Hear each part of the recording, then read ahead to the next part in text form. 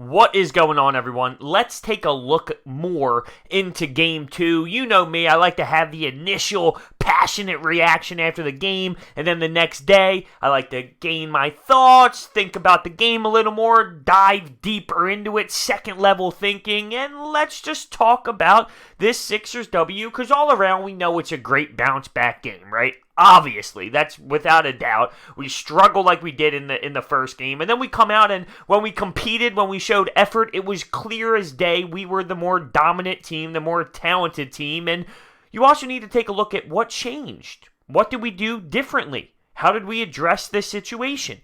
And we'll talk about Brett Brown right now and his fire, right? We all know by now that Tobias Harris, Jimmy Butler, they were talking to the media saying how feisty Brett Brown came in the locker room. And I'm on the record saying there's only so much rah-rah a coach can do. But this is why Brett Brown going into that locker room and cursing was so different.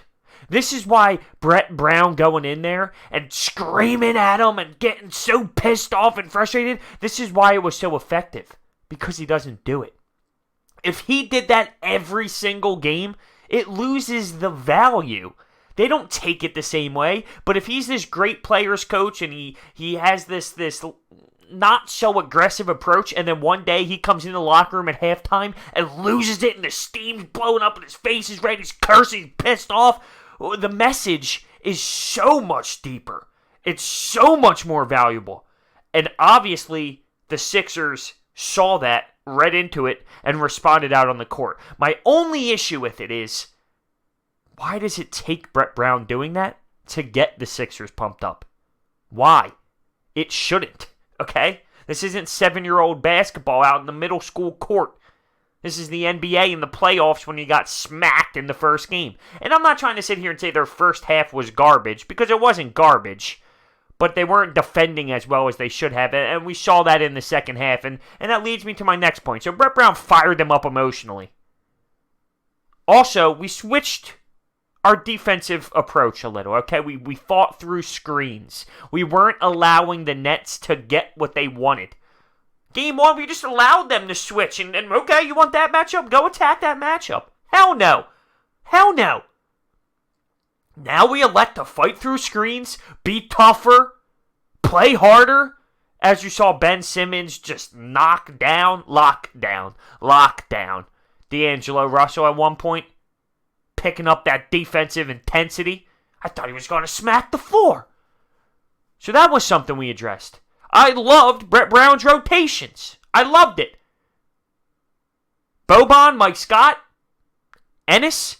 We didn't see T.J. McConnell. Oh, this is okay. You saw Furkan and Greg Monroe and T.J. when it was a blowout, but during the actual game, you didn't see T.J. You saw the short bench, the short rotation. Great job by Brett Brown. I said I was going to judge him by the way he coached this postseason. We had a pathetic game plan in Game 1 where he got an F. Well, in Game 2, he made the right adjustments. He did the right things. He did not have an F. Well, give him a good B. Give him a good B+. Did a great job with the rotation, I thought. Here's another thing we did great with. We scored 145 points. That's absurd, okay? That's ridiculous. We weren't taking threes. You see the Warriors do things like this and score this amount of points. Yeah, when they're knocking down 23-pointers in a game. We were doing what we wanted to do. Last game, the Nets allowed us to be out by the perimeter, daring us to shoot. We were living and dying by threes. We scored 145 points, taking it to the rack, being aggressive, going hard to the hoop, getting in the paint, dominating low. 145 points with essentially 2-pointers.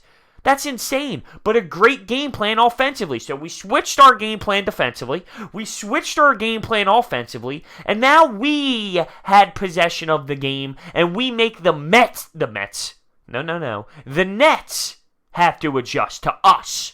And that's how it should be. We're the better team. We're the more talented roster. We make that squad have to make adjustments and study to stop us. which will be nothing if we continue to dominate low in the post because we just have more talent there, and the talent wins in the NBA when it's this much of a difference. So I love that. I love that offensive approach. The shot distribution. Here's our starters. Shot distribution. 12, 12, 12, 10, 12. Getting looks. I thought early in game one, what did we do? We tried to get Joel Embiid to get going, and B gets a touch, and B gets another touch, and B gets the third touch, and B gets the fourth touch. Well, Embiid was kind of quiet in the first quarter. We were getting other guys going. We were getting other guys looks. Ben Simmons was being aggressive. I loved that approach. I really did. And speaking of Ben, I'm just so proud of him. Because it's not tough to get booed by your fan base that loves you. But it's a boo out of love. And I think he responded very well. I do. For him to respond like that, listen, not everyone can do that. Not everyone has that type of mentality. He heard the boos and he attacked. Now I'm curious to see how he responds. I'm curious to see if he still has that same level of intensity now in Brooklyn, with our fan base not being as harsh on him, because he's in a away building. I'm just curious to see how he responds. But I love that.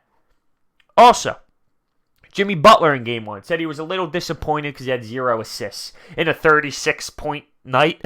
But he was upset with himself because he wasn't passing the rock. Now, in this game, game two, he was a little bit more quiet, but other guys were getting going, and that's fine. Every game has its own. Every game has its own.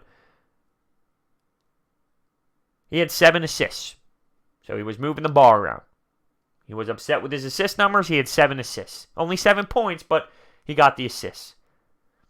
Now, I want to counter the greatness that we had with another point. Because I said after game one, J.J. Redick's not going to have 5 points and 6 fouls. That's not going to happen. Tobias Harris hopefully doesn't keep up the terrible slump that he had. Mike Scott wasn't going to be that poor. And I said, there's no way we can be that pathetic for a 7-game series. And I was right, because in game 2, we weren't. But I can't expect the Sixers to be scoring 51 points in third quarters consistently. I don't know if I can even expect Boban to knock down that mid-range shot as consistently as he did. Now, I get it. Each game is going to be different. Not every game is going to be drawn up absolutely perfect. One game, someone's going to struggle, and someone like Boban's going to pick it up. And another game, Boban's going to be quiet as hell, but who knows? Jonah Bolden knocks down a couple threes. I'm just spitballing and saying, not every game is going to be exactly the same and exactly perfect, and the game plan is going to go right to plan. Other guys are going to step up. Some guys are going to have slow nights. But, I can't expect the Sixers to have 51 points in third quarters consistently. But all around, I am proud of this team. It just showed when you work hard, when you give effort, when you play to the intensity that Brett Brown got them to after that halftime speech. I mean, you're better and you're going to win. You're better and you're going to dominate. The Brooklyn Nets had no answers. And that's not because of poor coaching or their players stink. It's just because we have a better roster. And when our better roster performs at a high rate, there's only so much you can do. It's not like the Nets can say, okay, screw the 3-point attempts that we're taking. Let's go down low and attack down low in the post. Because who's gonna beat Embiid down low on the post? Allen? Like, that's not gonna happen. They only have one thing.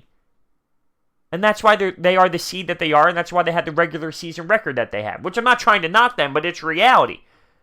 They're one-trick pony with the guard play, the 3-point guard play. They don't have that second option. They don't have that dominant beast down low. And that's why I said in my preview video, it's going to come down to who can stop Joel Embiid. Who can stop the length we have down low. No one on the Nets. So I'm curious to see how this team responds in Brooklyn. Because right now we're tied 1-1. We put on a fantastic performance. But now we're going into their building. How are we going to respond? How are we going to perform after that? Are we going to have the same type of fight, the same type of passion going away? Are we going to get too comfortable again? I don't still know what this team exactly is. I said it going into game 2 and said, what are we? I don't know. I'm confused. Well, this team needs to show me some consistency. It's great that we can play like that. But we also shown we could play like we did in Game 1. So, I got to see.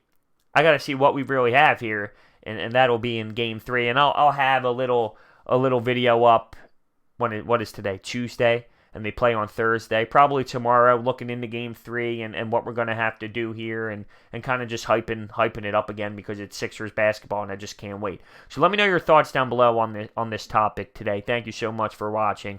Let's go Sixers. Solid way to tie up the series. We all know it. Thanks for watching. I'll see you next time.